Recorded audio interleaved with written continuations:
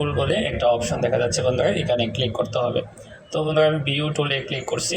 Click করার পরে তো এখানে কিছু অপশন দেখাচ্ছে। অপশন দেখানোর পরে আপনাকে অবশ্যই এখানে ক্লিক করতে হবে প্রোফাইল রিকমেন্ডেশনে ক্লিক করতে হবে। আমি একটু করে দেখিয়ে দিচ্ছি।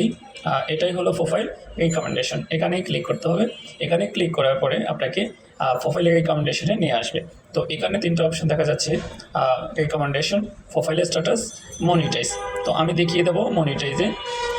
তো মনিটাইজ অপশনে দেখেন, এটাই হলো মনিটাইজ। তো এখানে ক্লিক করতে হবে।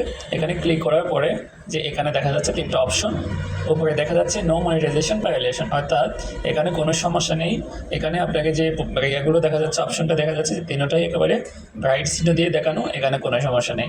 এভাবে যদি থাকে তাহলে আপনি মনিটাইজ পাবেন। তো আমি আরেকটা বিষয় এখানে দেখিয়ে দিচ্ছি রিকমেন্ডেশনে।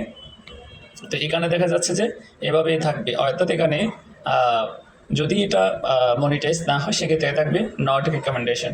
তো এখানে যেহেতু আছে রিকমেন্ডেশন, তাহলে কোনো সমস্যা নেই। আমি প্রোফাইল স্ট্যাটাসে দেখিয়ে দিচ্ছি। তো প্রোফাইল স্ট্যাটাসে যেখানে এই জিনিসটা এলিজিবল আছে, তো যেখানে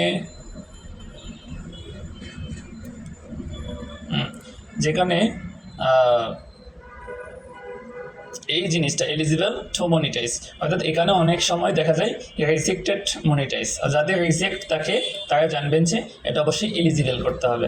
যাদের এটা এলিজিবল থাকবে তারা আর কোনো সমস্যাই নেই, অর্থাৎ যখন তাদের ওয়াচ টাইম সব কিছু পরিপূর্ণ হবে তখন তারা মনিটাইজ করে তারপরে ফেসবুক বলেন, পেজে বলেন, টাকা আয় করতে পারবে।